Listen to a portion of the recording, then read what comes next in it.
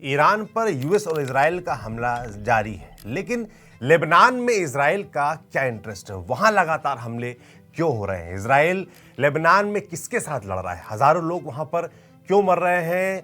हजारों लोग क्यों घायल हैं? लाखों लोगों को क्यों अपना घर छोड़ना पड़ा है? और लेबनान में हिंसा का इतिहास क्या है? सब बताएंगे, समझाएंगे इस वीडियो में। नमस्ते, मैं हूं सौरभ त्रिपाठी, आप न्यूज पिंच देख रहे हैं। इस वीडियो में लेबनान की पूरी कहानी।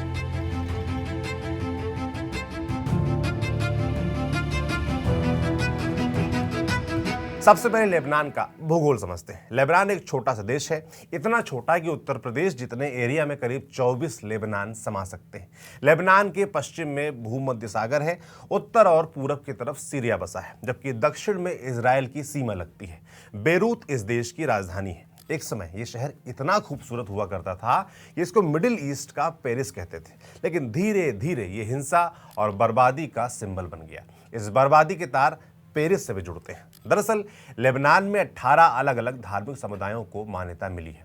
सुन्नी मुसलमान, शिया मुसलमान, मरोनाइट ईसाई, ग्रीक ऑर्थोडॉक्स, द्रुज, अलावी आदि। हर समुदाय की अपनी अदालत है, अपने स्कूल हैं और एक समय तक अपनी इनकी मिलिशिया भी होती थी। ये भेदभाव इतना गहरा है कि इसने लेबनान को कभी एकजुट होने ही नहीं दिया। फर्स्ट वर्ल्ड वॉर तक लेबनान ऑटोमन साम्राज्य के कंट्रोल में था, लेकिन लड़ाई में उसकी हार हुई। तब लेबनान और सीरिया का मैंडेट फ्रांस को मिल गया। फ्रांस की जिम्मेदारी इन इलाकों में डेमोक्रेटिक सिस्टम का माहौल तैयार करने की थी, ताकि स्थानीय लोग अपने हिसाब से देश को चला सके। लेकिन उसने लेबनान में खेल कर दिया। फ्रांस का शासक वर्ग मरोनाइट ईसाइयों को सुपीरियर मानता था। उसने उनको सरकारी पदों पर भरना शुरू किया, संसाधनों पर उनको ज्यादा हक मिला। फ्रांस ने अपनी भाषा और संस्कृति का भी प्रचार प्रसार किया। इन हरकतों से लेबनान के मुसलमान हाशिए पर चले गए। इससे उनके अंदर गुस्सा भड़कने लगा। फिर 1932 में लेबनान में एक जनगणना करवाई गई। इसमें पता चला कि मरोनाइट ईसाइयों की आबादी सबसे ज्यादा है। इसी को बेसिस पर पॉलिटिकल कोटा डिसाइड होने लगा। 1944 में लेबनान छोड़ने से पहले फ्रांस ने एक नेशनल पैक्ट करवाया। इसमें 1932 की जनगणना के आधार पर पावर शेयरिंग का फॉर्मूला बना।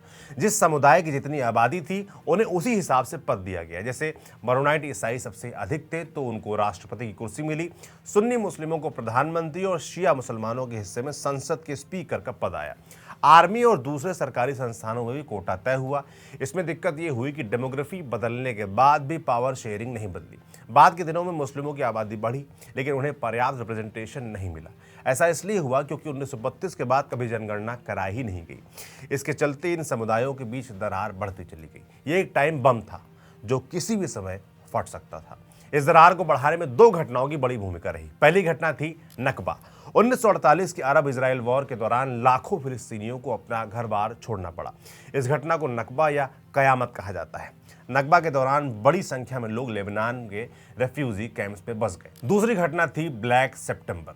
1967 के 6 डे वॉर के बाद फिलिस्तीन लिबरेशन ऑर्गेनाइजेशन PLO ने अपना बेस जॉर्डन में शिफ्ट कर लिया। वे यहाँ से इजरायली टारगेट्स को निशाना बनाने लगे और उन्हें प्लेन हाईजैक कर जॉर्डन लाना भी शुरू कर दिया था। PLO के लड़ाके कई इलाकों में पैरेलल सरकार चलाने लगे थे। इससे जॉर्डन सरकार की इमेज खराब हो रही थी। 1970 में जब हालात बेकाबू होने लगे तब जॉर्डन आर्मी ने मिलिट्री उतार दी और उन्हें भयंकर मारकाट मचाई। आखिर में PLO को जॉर्डन से भागना पड़ा। 1971 में PLO की पूरी लीडरशिप लेबनान चली गई। जॉर्डन के मिलिट्री कैंपेन में एक पाकिस्तानी अफसर भी शामिल था। वो ट्रेनिंग मिशन पर जॉर्डन आया था। उसका नाम था जिया उल हक, जो बाद में पाकिस्तान का आर्मी चीफ और राष्ट्रपति बना। बहरहाल 1971 में PLO ने लेबनान में अपना बेस बना लिया। वे यहीं से इजराइल पर हमले करने लगे। इससे इजराइल और लेबनान के बीच तनाव बढ़ने लगा। लेबनान में पहले से मुस्लिमों और ईसाइयों में झड़प चल रही थी। PLO के आने से मुस्लिमों का पलड़ा भारी हो गया था। ईसाई गुटों को लगा कि देश उनके हाथ से निकल रहा है। यहीं से तनाव खतरनाक स्तर पर पहुंच गया। एक छोटी सी चिंगारी सब कुछ जला सकती थी। अंत में वही हुआ। अप्रैल 1975 में एक चर्च पर हमला किया गया। इसमें कई ईसाई मारे गए। यह हमला किसने किया आज तक पता नहीं चला, लेकिन ईसाई गुटों ने कुछ देर बाद एक बस को घेर लिया और उसमें बैठे 27 लोगों की हत्या कर दी। ये लोग फिलिस्तीनी थे। इसके बाद तो पूरे देश में आग भड़क गई। मुस्लिम और ईसाई गुट आपस में लड़ने लगे। सरकार सीन में कहीं नहीं दिख रही थी। ये सिविल वॉर की शुरुआत। इस पूरी लड़ाई में शिया मुस्लिमों की हालत सबसे ज्यादा खराब थी। ना तो उन्हें सरकार में प्रॉपर रिप्रेजेंटेशन मिला था और ना ही उनका कोई ताकतवर गुट ही था। वे हर तरफ से मार खा रहे थे। फिर 1978 में इसराइल ने दक्षिणी लेबनान पर हमला शुरू किया। जून 1982 में इसराइल की ग्राउंड फोर्स लेबनान में घुस गई। उनका असली मकसद था पीएलओ को लेबनान से बाहर निकालना और उसके मिलिट्री इंफ्रास्ट्रक्चर को तबाह करना। लेकिन कैंपेन के दौरान उन्होंने शिया मुस्लिमों के गांवों को भी निशाना बनाया। इसके कारण लाखों शिया विस्थापित हो गए। उनके पास खोने के लिए कुछ नहीं बचा था। वे इसराइल को अपने दुश्मन की तरह देख रहे थे। उनकी नाराजगी बढ़ती जा रही थी। इसी नाराजगी को ईरान ने पहचान लिया। ईरान में 1979 में इस्लामी क्रांति हुई थी। वहाँ अयातुल्ला रुहुल्लाह खुमैनी ने इस्लामी रिपब्लिक की स्थापना की थी। खुमैनी शिया थे। वे दुनिया भर के शिया मुस्लिमों को ताकतवर बनाना चाहते थे। उन्हें लेबनान में पहला मौका दिखाई दिया। फिर 1982 में ईरान ने Islamic revolutionary guards core IRGC के 1500 ट्रेनर्स को लेबनान भेजा। उन्होंने बिखरे शिया लड़ाकों को एकजुट किया, उन्हें हथियार दिए और गुरिल्ला वॉर के लिए तैयार किया। इन लड़ाकों के गुट को नाम मिला हिजबुल्लाह, यानी अल्लाह की पार्टी। हिजबुल्लाह बनने के बाद लेबनान में विदेशी सेनाओं पर कई बड़े हमले हुए। अप्रैल 1983 में एक ट्रक US एम्बेसी में टकरा गया। ट्रक में बम लगा था। इस हमले में 63 लोग मारे गए। फिर अक्टूबर 1983 में बेरूत में अमेरिकी और फ्रेंच सैनिकों के कंपाउंड पर हमले हुए। इसमें 241 अमेरिकी सैनिक और 58 फ्रेंच सैनिकों की मौत हुई। इन हमलों के बाद अमेरिका और फ्रांस ने लेबनान छोड़ दिया। इन हमलों का मास्टरमाइंड हिजबुल्लाह को माना जाता है, लेकिन उसने कभी जिम्मेदारी नहीं ली। फिर 1985 में हिजबुल्लाह ने एक ओपन लेटर पब्लिश किया। इसके जरिए उन्होंने अपने आने का ऐलान किया। इस लेटर में हिजबुल्लाह ने 3 अहम चीजें लिखी थी। पहली, अमेरिका और सोवियत संघ इस्लाम के सबसे बड़े दुश्मन हैं। दूसरी, इजराइल ने मुसलमानों की जमीन पर कब्जा कर रखा है, उसका संपूर्ण विनाश होना चाहिए। और तीसरी, लेबनान में भी ईरान की तर्ज पर इस्लामी राज्य बनना चाहिए। हिजबुल्लाह की मेन लड़ाई इजराइल से थी। इजराइल ने दक्षिणी लेबनान के एक बड़े इलाके पर कब्जा कर रखा था। वो इसको बफर जोन कहता था। इस जोन में इजराइल ने हजारों सैनिक तैनात किए हुए थे। हिजबुल्लाह ने उनके खिलाफ छिपकर हमले जारी रखे। फिर 1990 में लेबनान का सिविल वॉर खत्म हो गया। समझौते के तहत सभी मिलिशिया गुटों को हथियार रखने के लिए कहा गया। बस हिजबुल्लाह अकेला ऐसा गुट था जिसने हथियार नहीं डाले। 1992 में हिजबुल्लाह ने अपना पॉलिटिकल विंग शुरू किया। उसी साल उसने पहला चुनाव भी लड़ा, लेकिन उसके साथ साथ उसका मिलिट्री विंग भी एक्टिव था। उनके लड़ाके इजरायली सेना पर लगातार हमले जारी रखे हुए थे। आखिरकार मई 2000 में इजराइल को दक्षिणी लेबनान खाली करना पड़ा। इसी के साथ 18 साल का कब्जा खत्म हो गया था। ये हिजबुल्लाह की बहुत बड़ी जीत थी।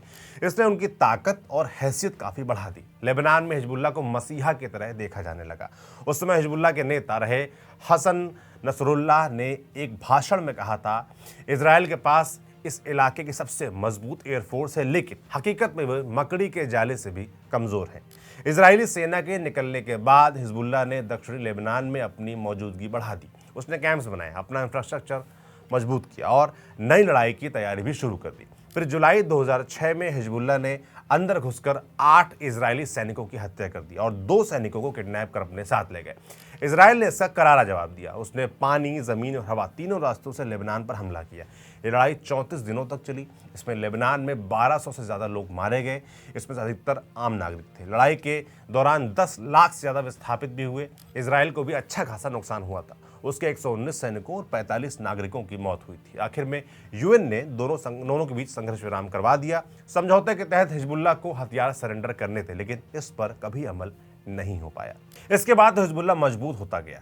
उसने अपने लड़ाकों को अच्छी ट्रेनिंग दी, रॉकेट्स और मिसाइलों का स्टॉक बनाया। उसकी फौज लेबनान की रेगुलर आर्मी से ज़्यादा ताकतवर हो चुकी थी। हिजबुल्लाह एक पैरेलल सिस्टम चला रहा था। लेबनान में उसके अस्पताल और स्कूल चलते थे, खुद की कंस्ट्रक्शन कंपनियां थीं, अपना सैटेलाइट टीवी चैनल था। उसके लोग संसद और सरकार में बैठे थे। इससे पश्चिमी देशों को खतरा महसूस हो रहा था। फिर 2008 में लेबनान सरकार ने हिजबुल्लाह की टेलीकॉम नेटवर्क को बंद करने का आदेश जारी किया और बेरूत एयरपोर्ट की सिक्योरिटी चीफ को इसलिए बर्खास्त कर दिया क्योंकि वो हिजबुल्लाह से जुड़े थे। यह हिजबुल्लाह पर नकेल कसने के लिए किया जा रहा था, लेकिन हिजबुल्लाह नहीं झुका। उसने बेरूत पर कब्जा कर लिया और सुन्नी मिलिशिया गुटों पर भी हमले शुरू कर दिए। इस लड़ाई में 81 लोग मारे गए। लेबनान में दूसरे सिविल वॉर की आशंका बढ़ रही थी। अंत में सरकार को हिजबुल्लाह से समझौता करना पड़ा। इसके तहत हिजबुल्लाह और उसके पार्टनर्स को वीटो पावर मिला। वे कैबिनेट के किसी भी डिसीजन को कैंसिल कर सकते थे। इससे हिजबुल्लाह की शक्ति और बढ़ गई। फिर 2011 में अरब स्प्रिंग शुरू हुआ। इसका असर पड़ोसी देश सीरिया में भी दिखा। वहां बशर अल असद की सरकार थी, उनके खिलाफ विद्रोह होने लगा। तब हिजबुल्लाह ने असद सरकार को बचाने के लिए सीरिया में अपने लड़ाके भेजे। इसने असद को लंबे समय तक बचाए रखने में मदद की। लेकिन 7 अक्टूबर 2023 को सब कुछ बदल गया। उस रोज हमास ने इजराइल पर बहुत बड़ा हमला किया। उसने 1200 से ज्यादा लोगों की हत्या कर दी और 250 को बंधक बनाकर ले गया। इसके बाद इजराइल ने गाजा पट्टी में जंग का ऐलान शुरू कर दिया। 8 अक्टूबर को हिजबुल्लाह भी इस लड़ाई में शामिल हो गया। उसने फिलिस्तीनी यूनिट के नाम पर उत्तरी इजराइल में रॉकेट और मिसाइलों से हमला किया। यह सिलसिला अगले 11 महीने तक चलता रहा। पहले तो इजराइल ने हमास के लीडर्स और उसकी मिलिट्री कैपेसिटी को नेस्तनाबूद किया, फिर उसने हिजबुल्लाह पर फोकस किया। 17 सितंबर 2024 को एक असाधारण घटना घटी। हिजबुल्लाह के ऑपरेटिव्स जो पेजर यूज करते थे वे एक साथ फटने लगे। पेजर अटैक में कम से कम 12 लोग मारे गए और लगभग 3000 लोग घायल हुए। अगले दिन फिर से धमाके हुए। इस दफा वॉकी टॉकी ब्लास्ट में 30 लोगों की मौत हुई। इनमें कई आम लोग भी थे, लेकिन इसका मुख्य निशाना हिजबुल्लाह के ऑपरेटिव्स थे। इजराइल ने कभी ऑफिशियली इसकी जिम्मेदारी नहीं ली, लेकिन रिपोर्ट्स बताते हैं कि पेजर और वॉकी टॉकी में बम मोसाद ने लगाया था। उन्होंने फेक कंपनी बनाकर हिजबुल्लाह को बारूद से भरे इक्विपमेंट्स बेचे थे और समय आने पर उन्हें एक साथ एक्टिवेट कर उड़ा दिया गया। बहरहाल इन धमाकों से हिजबुल्लाह को बड़ा झटका लगा था। इसी बीच 27 सितंबर 2024 को इजराइल ने हिजबुल्लाह के हेडक्वार्टर पर बंकर बस्टर बम गिराए। इस हमले में हिजबुल्लाह के नेता हसन नसरल्लाह की मौत हो गई। वो 1992 से इस पद पर थे। उनकी मौत ने हिजबुल्लाह को अंदर तक हिला दिया। उनकी जगह पर हाशिम शफीउद्दीन को हिजबुल्लाह की कमान सौंपी गई, लेकिन हफ्ते भर के अंदर उनकी भी हत्या हो गई। अक्टूबर की शुरुआत में इजराइल ने लेबनान में ज़मीनी हमला शुरू किया। हिजबुल्लाह के लिए लड़ाई जारी रखना बेहद मुश्किल था। आखिरकार नवंबर 2024 में उसने युद्ध विराम समझौता कर लिया। इसके तहत हिजबुल्लाह इजराइल के बॉर्डर से दूर हटने वाला था और इजराइल अपनी सीमा में वापस जाने वाला था, लेकिन ये संघर्ष विराम कभी ठीक से लागू नहीं हो पाया। इजराइल ने लेबनान में हमले जारी रखे और हिजबुल्लाह पीछे हटकर खुद को मजबूत बनाने में जुट गया। हालांकि हिजबुल्लाह की कमजोरी का असर सीरिया में दिखा, जहां अल-कायदा के पूर्व कमांडर अबू मोहम्मद अल जोलानी ने बशर अल असद का तख्ता पलट कर दिया। असद भागकर रूस चले गए। सीरिया ईरान और हिजबुल्लाह को जोड़ने वाला अहम लिंक था। असद के जाने के बाद ये पुल टूट गया। इससे हिजबुल्लाह की मुसीबत और बढ़ गई। जब हिजबुल्लाह अपने सबसे बुरे दौर से गुजर रहा था, तब भी लेबनान सरकार उससे हथियार नहीं रखवा पाई। ये एक अलग विडंबना है। फिर 28 फरवरी 2026 को अमेरिका और इजराइल ने ईरान पर हमला कर दिया। पहले दिन के हमले में ईरान के supreme leader Ayatollah Ali Khamenei मारे गए।